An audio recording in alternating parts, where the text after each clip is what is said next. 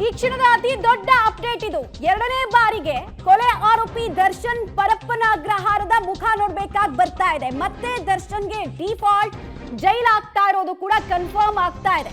ನಟ ದರ್ಶನ್ ರನ್ನ ನ್ಯಾಯಾಂಗ ಬಂಧನಕ್ಕೆ ಒಪ್ಪಿಸಲಾಗ್ತಾ ಇದೆ. ಈ ಮೂಲಕ 13 ವರ್ಷಗಳ ಬಳಿಕ ಆಗ ಪರಪ್ಪನ ಅಗ್ರಹಾರ ಜೈಲಿಗೆ ಹೋಗಿದ್ದು ಹೆಂಡತಿಗೆ ಹೊಡೆದು ಈ ಸಲ ಜೈಲಿನ ಮುಖ ನೋಡ್ತಾ ಇರೋದು ಕೊಲೆ ಆರೋಪದಲ್ಲಿ ಭಾಗಿಯಾಗಿದ್ದಾರೆ ಅನ್ನುವಂತಹ ಗಂಭೀರ ಆರೋಪ.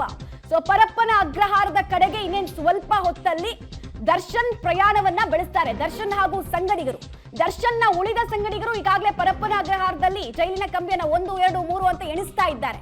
ಈಗ ಅವ್ರ ಜೊತೆಗೆ ಜಾಯಿನ್ ಆಗ್ತಾರೆ ಕೊಲೆ ಆರೋಪಿ ದರ್ಶನ್ ಅನ್ನೋದು ತಿಳಿದು ಬರ್ತಾ ಇದೆ. ವಿಚಾರಣಾಧೀನ ಕೈದಿಯಾಗಿ ದರ್ಶನ್ ಪರಪ್ಪನ ಅಗ್ರಹಾರ ಜೈಲನ್ನ ಸೇರ್ತಾ ಇರೋದು ಕನ್ಫರ್ಮ್ ಆಗ್ತಾ ಇದೆ. ಇನ್ಫ್ಯಾಕ್ಟ್ ಒಂದು ಅಪ್ಡೇಟ್ ಸಿಗ್ತಾ ಇದೆ, ಜುಲೈ 4ರವರೆಗೂ ಕೂಡ ನಟ ದರ್ಶನ್ಗೆ ನ್ಯಾಯಾಂಗ ಬಂಧನವನ್ನ ವಿಧಿಸಿ ಕೋರ್ಟ್ ಆದೇಶವನ್ನ ಕೊಟ್ಟಿದೆ. ಜುಲೈ 4ನೇ ತಾರೀಕು ತನಕ ಜುಡಿಷಿಯಲ್ ಕಸ್ಟಡಿಗೆ ವಹಿಸಿ ಕೋರ್ಟ್ ಆದೇಶವನ್ನ ಹೊರಡಿಸಿರೋದ್ರ ಬಗ್ಗೆ ಮಾಹಿತಿ ಲಭ್ಯ ಆಗ್ತಾ ಇದೆ.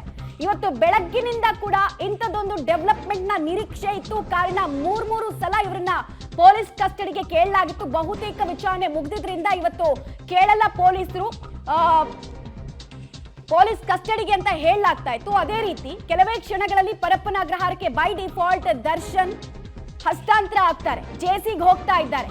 ಆ ಮೂಲಕ ಕನ್ನಡ ಚಿತ್ರರಂಗದ ಇತಿಹಾಸದಲ್ಲಿ ಕೊಲೆ ಪ್ರಕರಣದಲ್ಲಿ ನೇರವಾಗಿ ಭಾಗಿಯಾಗಿ ಜೈಲಿಗೆ ಹೊರಟಂತಹ ಮೊದಲ ನಟ ಅನ್ನೋ ಕುಖ್ಯಾತಿಗೂ ಕೂಡ ನಟ ದರ್ಶನ್ ಪಾತ್ರರಾಗ್ತಾ ಇದ್ದಾರೆ. ಮೊದಲನೇ ಸಲ ಪರಪ್ಪನ ಅಗ್ರಹಾರ ಜೈಲಿಗೆ ಹೋಗಿದ್ದು ಹೆಂಡತಿಗೆ ಹೊಡೆದು, ಎರಡನೇ ಸಲ ಜೈಲಿಗೆ ಹೋಗ್ತಾ ಇರೋದು ಕೊಲೆ ಆರೋಪದ ಅಡಿಯಲ್ಲಿ. ಅದು ನೇರವಾಗಿ ಇವರ ಪಾತ್ರ ಇದೆ ಅನ್ನೋದನ್ನ ರಿಮಾಂಡ್ ಅಪ್ಲಿಕೇಶನ್ ಅಲ್ಲಿ ಪೊಲೀಸರು ಪದೇ ಪದೇ ಹೇಳ್ತಾ ಇದ್ರು.